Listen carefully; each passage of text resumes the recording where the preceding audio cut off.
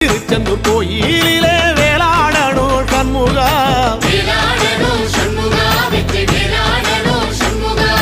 பிள்ளை ஆண்டான் பிள்ளை என வரம் கொடுக்கணும் சண்முகா,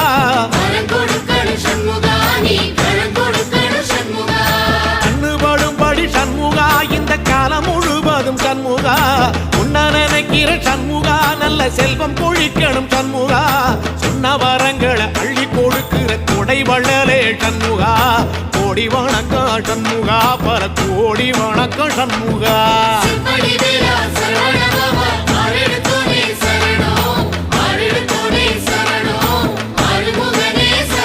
ஐயா